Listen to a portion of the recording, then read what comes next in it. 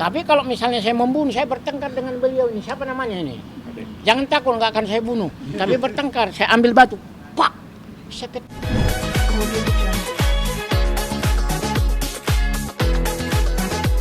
Saya harus jujur mengatakan, saya tidak mengatakan terdakwa ini salah atau tidak bersalah. Tapi saya hanya mau menyoroti pasal yang didakwakan. Yang didakwakan itu 338, 340, 76C Undang-Undang Peradilan Anak dan 80 ayat 3. Pasal 338 itu adalah pembunuhan dengan biasa, tanpa pemberatan. Apa itu pembunuhan? Mengakibatkan matinya nyawa orang lain. Dengan sengaja. Apa itu sengaja? Dia mengetahui dan menghendaki perbuatannya itu. Ya, mengetahui akibatnya apa. Persoalannya harus dibuktikan itu. Sengaja enggak dia membunuh. Dengan cara apa? Siapa melihat? Itu harus dibuktikan 338. Kemudian 340 itu kan pembunuhan berencana. Ya, harus ya, itu 340. Ini harus ada tenggang waktu. Dia harus merencanakan dengan cara seperti apa? Ya, saya tidak mau masuk ke kasus itu, tapi saya mau menjelaskan unsurnya. Sepanjang itu tidak dipenuhi, tidak boleh menerapkan pasal itu. 338 dan 340. Kemudian pasal peradilan anak. Ya silahkan aja, tapi kalau dilihat rumusannya di situ kan menyuruh melakukan. Siapa yang disuruh? Siapa yang menyuruh? Harusnya ada pasal lain. Memenuhi tidak, Pak? Tidak memenuhi. Menyuruh melakukan, siapa yang disuruh? Ya, bahkan yang menyuruh itu yang bertanggung jawab, yang disuruh tidak bertanggung jawab. Kalau si terdakwa ini disuruh, berarti dia tidak bertanggung jawab. Yang menyuruh siapa? Menggunakan pasal itu harus hati-hati, harus sesuai dengan unsur yang ada dalam pasal itu. Jadi boleh dibilang pasal tersebut lemah?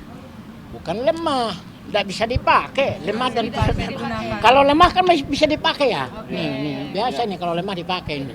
Ya. Jadi kalau menurut Bapak pasal yang pas untuk persoalan ini apa? Boleh saya berpendapat? Boleh. Secara jujur, hanya 359.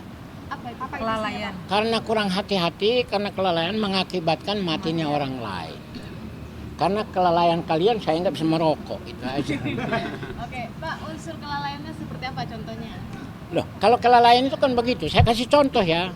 Misalnya saya ngambil batu begini, saya lagi merokok ngambil batu, tiba-tiba saya lemparkan ke sana, tuh kena kepala orang meninggal. Apa sengaja saya mengakibatkan mati? Enggak kan? Itulah kurang hati-hati, lalai. Tapi kalau misalnya saya membunuh, saya bertengkar dengan beliau ini. Siapa namanya ini? Jangan takut, nggak akan saya bunuh. Tapi bertengkar, saya ambil batu, pak, seketika. Seketika. Tidak ada, loh, mana ada perencanaan? Bertemu, bertengkar, puk, mati. Perencanaan itu harus ada tenggang waktu. Tenggang waktunya maksimal berapa? Ya nggak ada ketentuan, tapi mesti tenggang waktu itu harus dihubungkan dengan ketenangan jiwa. Ya, sempat enggak dia berpikir, oh ini akibatnya begini, kalau saya begini, ada nggak seperti itu? Itu yang harus dikaji dalam persidangan ini. Berencana yang ada tenggang Itu, memikirkannya. paham? Pak, tadi ada tanggapan pihak jaksa mengatakan itu kan terjadi beberapa kali. Gitu Iya, berlanjut. Ya harus dan dibuktikan. Ada keinginan, ada juga waktu untuk bisa menghentikan. Iya, itu. betul. Kan maksudnya kan yang digini-gini itu. Iya, ditenggelamkan. Saya kan kasih contoh lain, dicubit. Teliti dulu dong, 1000 kali saya cubit, apakah itu bisa mengakibatkan kematian? Kan gini kan, yang ditekan kan pinggangnya ini toh, bukan kepalanya. Apakah itu menjadi dasar untuk mengatakan pembunuhan? Makanya harus kita belajar dari fakta. Kalau enggak nanti semua bisa masuk penjara, Anda juga bisa masuk penjara itu.